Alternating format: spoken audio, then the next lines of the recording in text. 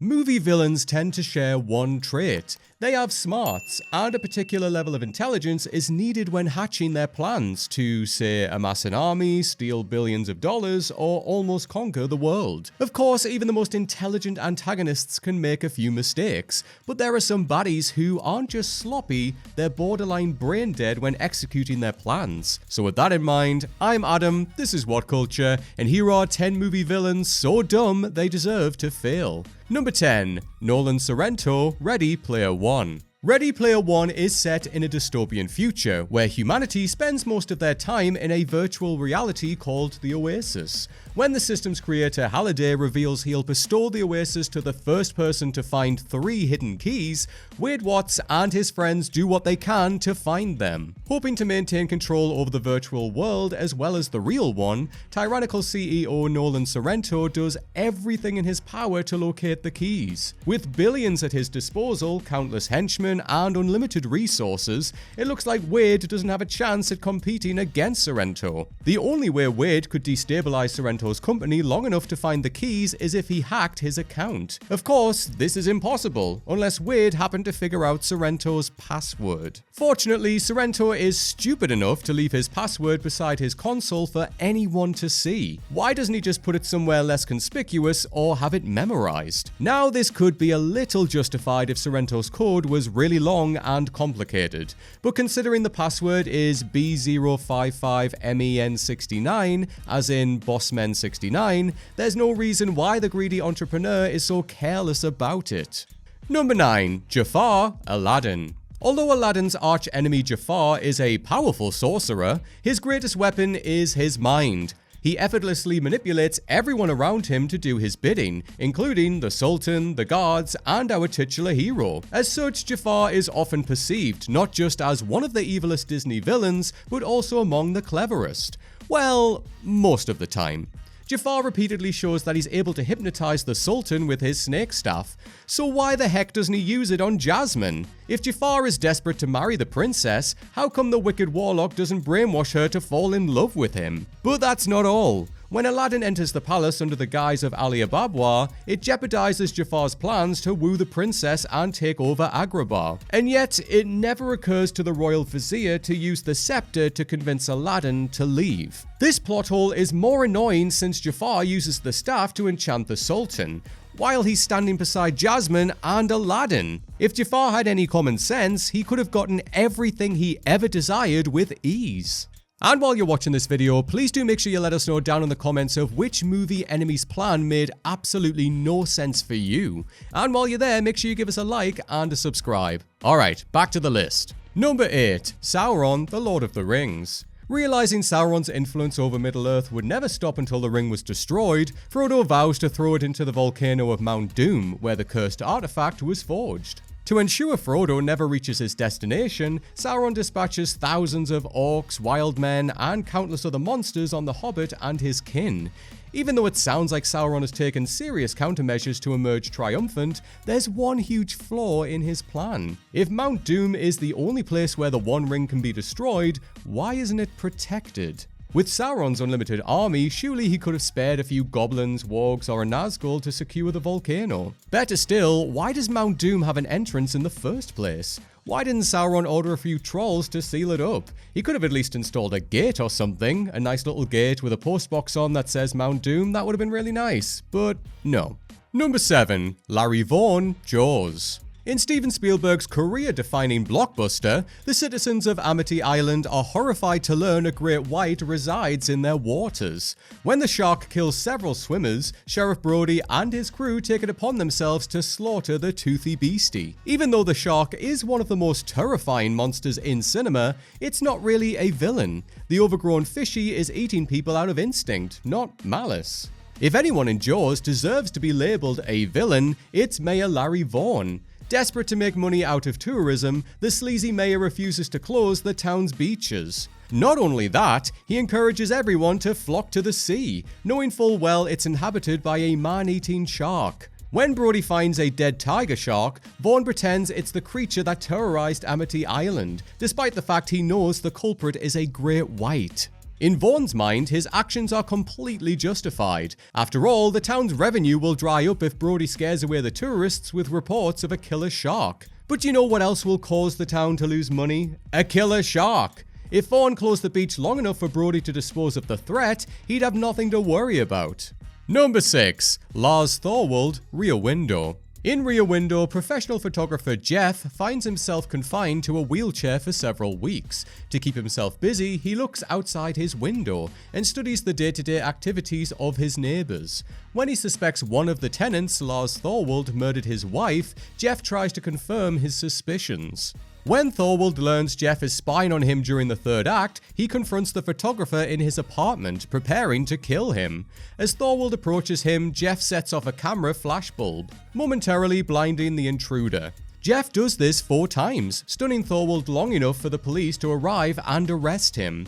However, Thorwald could have easily killed Jeff if he simply looked away from the flash. At no point does Thorwald attempt to shield his eyes, despite the fact he can clearly see Jeff's plan in action. Instead of sprinting towards him, the murderer marches at a leisurely pace, giving Jeff plenty of time to repeatedly stun him with the flash. Even though Thorwald acts like a calculating mastermind most of the time, he becomes a complete nitwit during this climax. Number 5. Voldemort, the Harry Potter franchise. In Voldemort's mind, Harry Potter is his arch-nemesis. After all, the boy who lived has impeded Voldemort's plans for world domination ever since he was born. But based on all available evidence, the sworn enemy of he who shall not be named isn't Harry Potter, it's himself. Although Voldemort is supposed to work from the shadows, he constantly puts himself in danger. Rather than hiding Nagini away, the noseless wizard allows the serpent to follow him in battle, even though she contains a part of his soul. This means Voldemort allowed his glaring weakness to take part in the final fight, knowing she could be killed, which is exactly what happens. He also doesn't let his underlings kill Harry, since he wants to perform the deed himself. Harry could have been murdered 10 times over if Voldemort didn't care about who got credit. Also, all of Voldemort's plans are needlessly complicated. In the Goblet of Fire, Voldemort uses dark magic to allow Harry into the Triwizard Tournament, so he can use the boy's blood to bring himself back to full power. But since the Death Eater Barty was disguised as Harry's teacher, it would have been easier if he took a sample of Harry's blood. After all, the plan would only work if Harry won the tournament, meaning Voldemort's entire plan relied on complete chance. Voldemort may be staggeringly powerful, but he's not too smart, since he's been repeatedly defeated by a bunch of kids, including Harry when he was a baby. Number 4. Eli Mills, Jurassic Park Fallen Kingdom. Every Jurassic Park film has at least one greedy businessman who concocts some ridiculous plot to make a profit off John Hammond's cloned dinosaurs. However, there's no question that Eli Mills from Jurassic World Fallen Kingdom has the dumbest plan in the franchise. When the discovery is made that the island's volcano is about to erupt, the inhabiting dinosaurs are set to be transferred to a new sanctuary. However, Mills uses the opportunity to transport the prehistoric lizards to a secret facility, where they are auctioned off to the highest bidder. Although these ancient creatures are pricey, Mills expects to make a fortune on one in particular, the Indoraptor. Mills believes this genetically modified raptor will be popular with the military, since it's designed to attack any target that's shot with a pulse-coded laser. But if a person has the time to hit a target with a pulse-coded laser, wouldn't it be easier to shoot them with a regular gun? That way you won't need to go through the trouble of creating and training a volatile hybrid dinosaur. Unsurprisingly, no one is able to control the dinosaurs moments after the auction begins, resulting in Mills being eaten. Number 3. Every Lex Luther, the Superman franchise.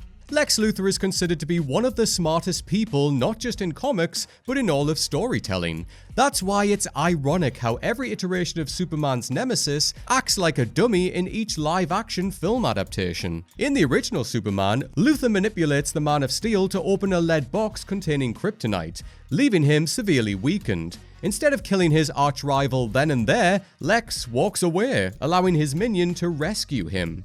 In Superman Returns, the bald supervillain creates a new continent, which he believes will generate a fortune, despite the fact this landmass will erode away the Americas and kill billions. Luther also assumes none of the world's governments will stand up to him for obliterating dozens of countries. And then somehow, Batman v Superman's version of Luther is the dumbest one yet. Luther is terrified that Superman will turn against humanity, compelling him to create Doomsday, an uncontrollable beast that tries to murder him 5 seconds after being activated. Also, Luther would be screwed if Doomsday killed Superman, since the world would have to contend with a creature far more powerful and dangerous. Even if Doomsday was defeated, Luther would be arrested, since there's more than enough evidence to prove he created the monster. It was literally made from his DNA. So why did Luther release Doomsday in the first place if he couldn't benefit from him in any way? Number 2. Eric Sachs, Teenage Mutant Ninja Turtles. When it comes to Teenage Mutant Ninja Turtles, nobody is expecting the villain's plans to make sense. And yet, Eric Sachs' diabolical scheme from the 2014 adaptation is stupider than anyone could imagine. Basically, he intends to blanket New York City with a lethal gas, forcing the people to empty their wallets for Sachs' antidote. The cure stems from the mutagen flowing through the turtle's veins, which can regenerate any organism on a cellular level. Firstly, why doesn't Sachs sell the mutagen without poisoning a heavily populated city? Considering mutagen can cure virtually anything, Sachs is guaranteed to make a vast fortune. Now Sachs says he must commit to his plan since he wants to be stupid rich, even though he's already a billionaire.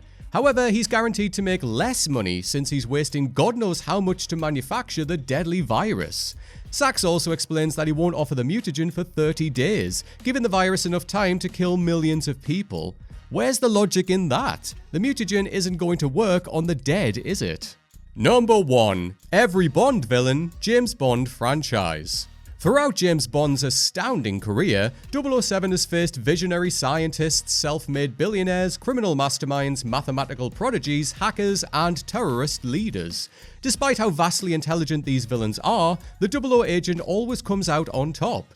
So what's Bond's secret to success? Is it the gadgets, his adaptability, his marksmanship? Nope. The reason why Bond triumphs time after time again is because his enemies are too stupid to kill the martini-loving spy when the opportunity presents itself. Sometimes these foes are nice enough to give Bond a lovely meal, a set of clothes, a bed for the night, a tour of their evil lair, as well as a full explanation on how they intend to take over the world. Rather than shooting Bond dead, the antagonist places him in an over-elaborate trap, where he'll have enough time to escape. As has been parodied in Austin Powers, it's important for Bond not to be supervised while he's in this predicament, and assume everything went to plan. Even though Ian Fleming's iconic series has been adored for decades, it's hard for anyone to defend the gross incompetence and buffoonery of the Bond villains.